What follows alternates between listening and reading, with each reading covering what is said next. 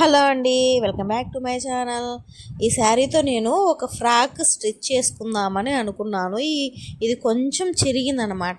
సరే, ఇంకా వేస్ట్గా ఎందుకు పడేయడం, ఫ్రాక్ లాగా అంబ్రెల్లా కట్ ఫ్రాక్ లాగా స్టిచ్ చేసుకొని వేసుకుందామని అనుకున్నాను. కటింగ్ చేసిన తర్వాత ఇంక దీనికోసం ఒక లైనింగ్ అవన్నీ వెతుక్కోవాలా, అవసరమా అనిపించి ఫస్ట్ నా కోసం కట్ చేసుకునేసాను.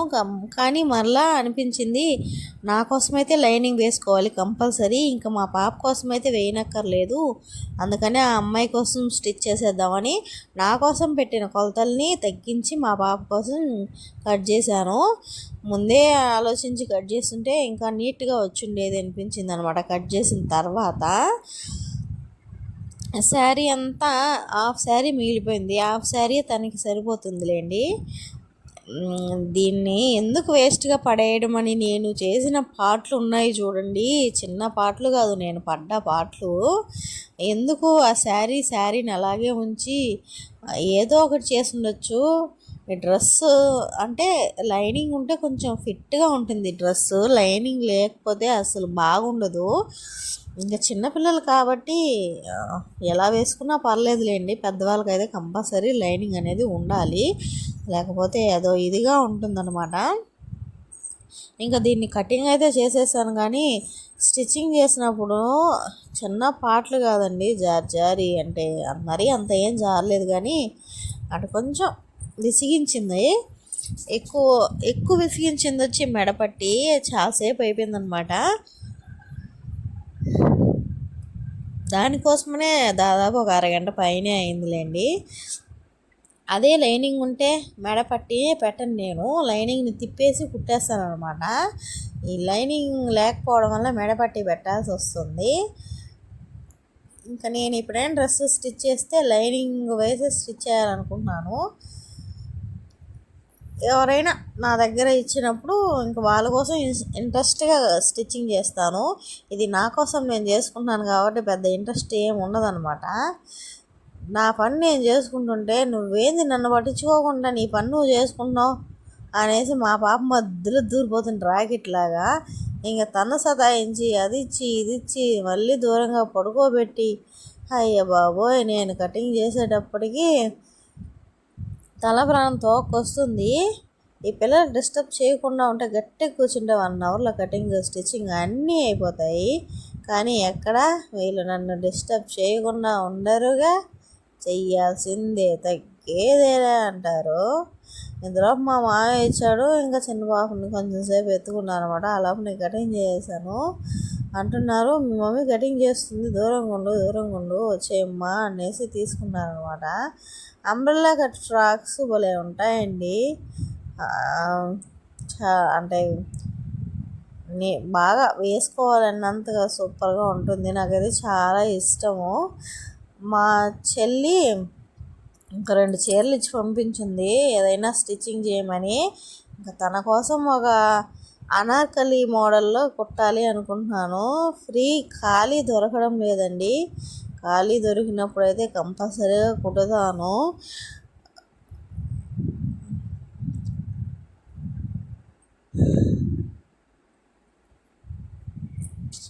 కటింగ్ వచ్చేస్తే చాలండి, కుట్టడం ఈజీనే. కటింగ్ అనేది నేర్చుకోవాలి, కొలతలు పక్కాగా నేర్చుకోవాలి. నేను చూడండి బ్లౌజ్ ఎలా ఆల్తి పెట్టి కొట్టాలి అనేది నేర్చుకున్నాను. కానీ నేర్చుకొని వచ్చిన తర్వాత మొత్తం గాలి కుదిరేసాను. అలా ఉంటుందన్నమాట మనతోటి. మొన్న ఒక 2 రోజుల టీవీ లేదనమాట. టీవీ కార్డ్ అయిపోయింది, టీవీ చూడలేదు. అప్పుడు బ్లౌజ్ ఒకటి కంప్లీట్ చేశాను, ఇంకొక డ్రెస్ కూడా కంప్లీట్ చేశాను.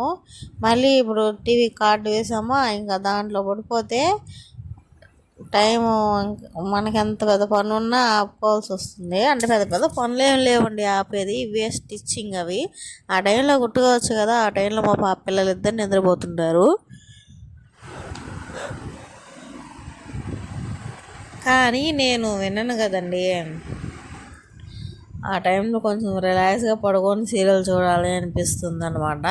ఇంకా వాళ్ళు వేసినప్పుడు కుట్టుకుంటాను. అప్పుడు ఎక్కడ కుట్టనిస్తారు, అటుపక్క ఒకరు ఇటుపక్క ఒకరు, mummy mummy mummy mummy, oh my god. పెళ్ళి కాకముందు హ్యాపీ అంటే మన పని మనది, తిన్నామా పడుకున్నామా తెల్లారిందా, పనికి స్కూల్కి వెళ్ళామా కాలేజీకి వెళ్ళామా, ఇంకా కాలేజ్ లైఫ్ అయిన తర్వాత పనికి వెళ్ళామా, ఇలా ఉన్నింది నా లైఫ్. ఇప్పుడు 24 అవర్స్ ఈ పిల్లలతోనే సరిపోతుంది. మ్యారేజ్ అవ్వకముందు నేను ఎక్కడికి వెళ్ళింది లేదండి. కనీసం సినిమాలకి, ఐస్ క్రీమ్ షాపులకి, ఇలాగా బీచ్లు ఒక్కసారి బీచ్కి వెళ్ళాను. అది కూడా కాలేజ్ అప్పుడు కాదండి. కాలేజ్ అయిపోయిన తర్వాత కంపెనీకి వెళ్ళాము. ఆ ఫ్రెండ్స్ ఫోర్స్ చేస్తే బీచ్కి వెళ్ళేసి వచ్చాను. అది ఇంకా అంతవరకు మర్చిపోలేనండి. ఆ బీచ్ అంటే ఆ రోజు జరిగిన సంఘటన ఏంటంటే, నేను మా చెల్లి, మా అంటే మా పక్క ఊరు నుంచి ఒక అమ్మాయి, ఇంకా మా ఊరు దాటి వెళ్ళిన తర్వాత ఒక 3-4 ఫ్రెండ్స్ అనమాట. మొత్తం 7 మంది వెళ్ళాము. రిటర్న్ అయ్యేటప్పుడు వాళ్ళ ప్లేస్లో వాళ్ళు దిగిపోయారు. చివరగా ఇంకా నేను, మా చెల్లి, అరుణ అనే ఒక అమ్మాయి. ఏం జరిగిందంటే, వెళ్ళేటప్పుడు టికెట్స్ తీసుకున్నాము, వచ్చేటప్పుడు టికెట్లు తీసుకోలేదు. టైం అయిపోయింది, 6 అయిపోయింది. టికెట్లు ఎక్కడ దొరుకుతాయి? అసలు మా ఊరికి రావాల్సిన ట్రైన్ కూడా లేదండి. జనరల్ ట్రైన్ అంటారు కదా, అది లేదు. ఎక్స్ప్రెస్ ఒకటి ఏదో వస్తే దాంట్లో ఎక్కేద్దామని చెప్పింది. అది అంటే మేము తడలో దిగాలి, అమ్మాయి సూళ్ళూరుపేటలో దిగాలి అనుకోండి. ఇంకా అమ్మాయి ఏం చెప్పిందంటే, దీన్ని ఎక్కేద్దాము, సూళ్ళూరుపేటలో దిగేయండి, అక్కడి నుంచి ఏదైనా ఆటోలో వెళ్ళండి అని చెప్పింది. అప్పటికి భయంగానే ఎక్కేసామండి. అలా నిల్చొని ఉన్నామా, ఈయన టీసీ ఉంటారు కదా, వచ్చి టికెట్ ఎక్కడా అని అడిగాడు. ఈయనెవర్రా బాబు మనల్ని టికెట్ అడుగుతాను. తెల్ల మొహం వేసుకొని, ఆ పిల్ల మొహం, నేను నా మొహం, ఆ పిల్ల మా చెల్లి మొహం, ఇలా ముగ్గురం చూసుకుంటూ ఉన్నాము. వచ్చి మా దగ్గరే నిల్చున్నాడు. ఏంటా నాయన స్వామి అని. మాలాగే ఇంకొకరు 3 కూడా ఎక్కేశారు. వాళ్ళు పెద్ద వాళ్ళండి, మ్యారేజ్ అయిన వాళ్ళు. ఇంకా నేనేం ఏం తెలియనట్టు సైడ్ అయిపోయాను, ఫోన్ ఒకటి పట్టుకొని. మా చెల్లి మా ఇద్దరే అడిగి బతిమలాడి నాకు నవ్వు వస్తుంది. ఒక పక్క చిన్నగా బతిమలాడుకోలేదు. సార్ వదిలేయండి సార్, మేము ఏదో తెలియక ఎక్కేసాం సార్, ఇంకోసారి చేయండి సార్, అది ఇది అని. ఆయన డబ్బులు అడిగాడు.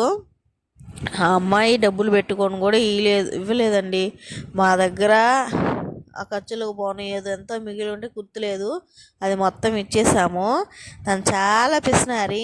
ఇంకొకరి దగ్గర ఉంటే తీసుకుంటుంది కానీ ఇంకొకరు పెట్టదు. చివరికి ఛార్జీకి డబ్బులు కూడా లేవు, మాకు అన్నీ ఇచ్చేసాము.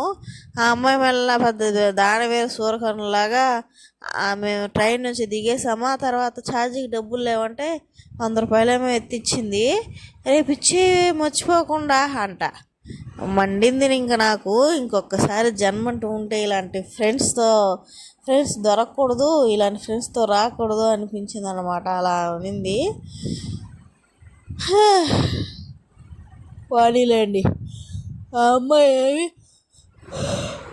నా కాలేజ్ ఫ్రెండ్ ఏం కాదు, జస్ట్ కంపెనీ ఫ్రెండ్. ఇలాంటి స్వార్థమైన ఫ్రెండ్స్ ఈ ప్రపంచంలో ఎవరికి ఉండకూడదు. పక్కన వాళ్ళ దగ్గర తినే అంటే ఉన్నప్పుడు తినేసి లేనప్పుడు సైడ్ అయిపోయే ఫ్రెండ్స్ అసలు ఎవరికి ఉండకూడదు. ఆ రోజు జరిగిన సంఘటన నాకైతే మైండ్లో అలా ఉందండి. ఇంకొకసారి టికెట్ లేకుండా ట్రైన్ కానీ బస్సు కానీ ఏది మనం ట్రావెల్ చేయకూడదు. తీసుకున్నది కూడా భద్రంగా పెట్టుకోవాలి. అలా బుద్ధి వచ్చిందనమాట. కానీ బీచ్ మీద ఇంట్రెస్ట్ కూడా